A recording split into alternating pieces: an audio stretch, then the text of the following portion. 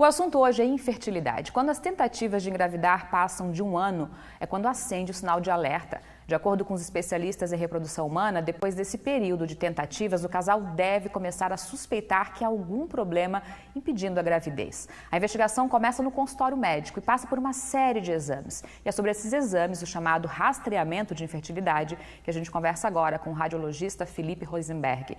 Felipe, boa tarde, obrigada pela presença mais uma vez. Obrigado. Olha só, uma coisa, quando a gente fala de infertilidade, lembra-se sempre de infertilidade feminina, e não é bem assim, né? Mudou, né? Mudou. Até um tempo atrás, realmente, era tido quase que como estigma que a infertilidade eram as mulheres que não conseguiam. E hoje a gente sabe que até 50% das causas, dependendo da faixa etária que a gente for trabalhar e pegar, até 50% das causas são masculinas. Então mudou completamente o rastreamento de uma forma geral, né? Tem alguns rastreamentos femininos e tem alguns rastreamentos masculinos e eles têm que começar concomitantemente. Você passou o critério da Organização Mundial de Saúde, né? 1 ano, um casal com vida sexual ativa, mais de 1 ano que não engravida é considerado como infértil.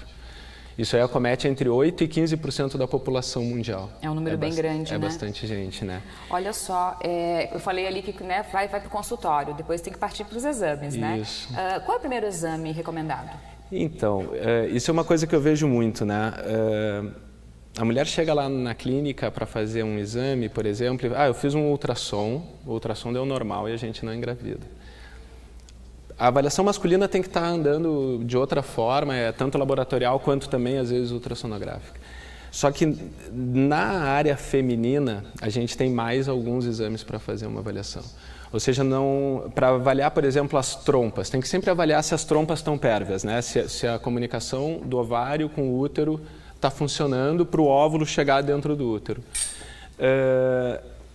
Esse exame é um exame de esterossalpingografia, é um exame específico, só esse exame que vai fazer essa avaliação de trompas. Então o ultrassom, ele pode estar normal e a trompa pode estar obstruída. É uma paciente infértil que precisa fazer um tratamento para engravidar. O fato de eu ver num exame que a anatomia feminina está normal, não quer dizer que essa paciente esteja ovulando. Então isso é uma outra coisa que a gente só vai conseguir fazer com um controle seriado que a gente chama de controle de ovulação. Então, fora a anatomia, que é o que a gente vai ver no ultrassom simples, existem outras avaliações que têm que ser vistas e feitas para conseguir dizer e tentar determinar uma causa. E na grande maioria das vezes se determina uma causa, ou feminina ou masculina.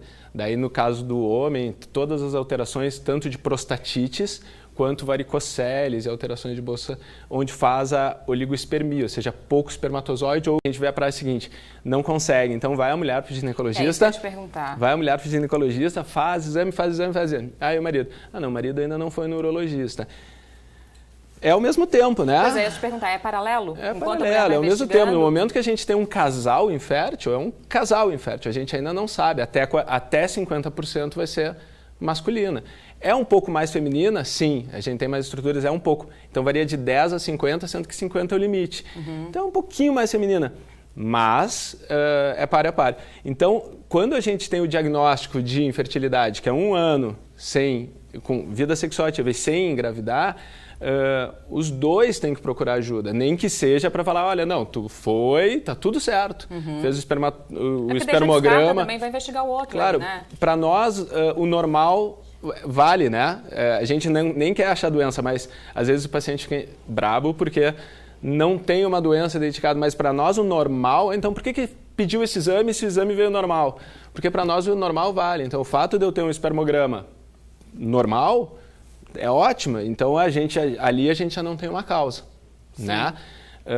Lembrando que assim, hoje em dia também, só para ter uma ideia, antigamente era espermograma simples, assim, né? Contagem de espermatozoides e tudo. Hoje a gente já trabalha com qualidade do espermatozoide, qualidade de movimentação. Então é outro critério, se evoluiu muito nessa área, né? E existem aonde a gente vai chegar na hora e vai falar assim, tem que partir para uma fertilização in vitro, tá?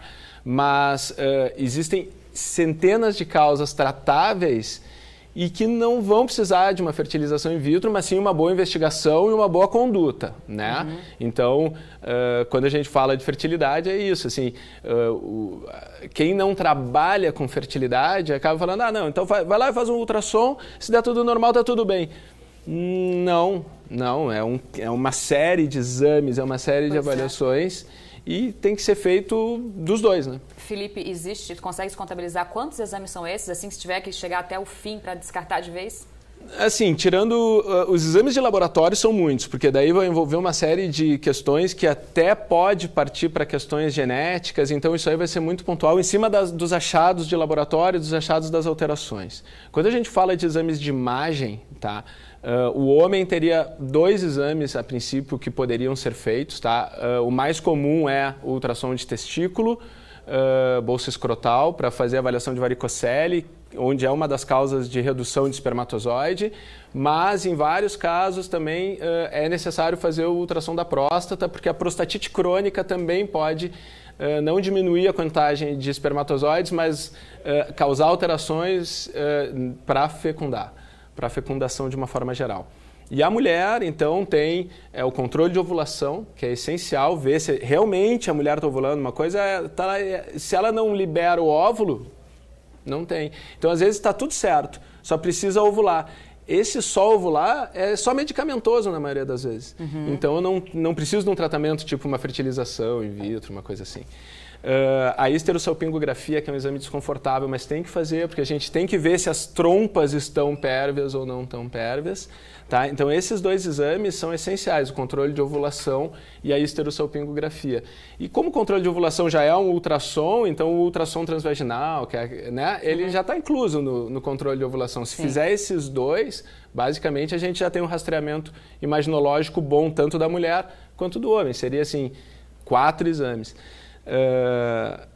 Sendo que o controle de ovulação pode ser 3 a 5, porque a gente vai controlando o óvulo, a gente pega desde o início até o final para ver, ovulou.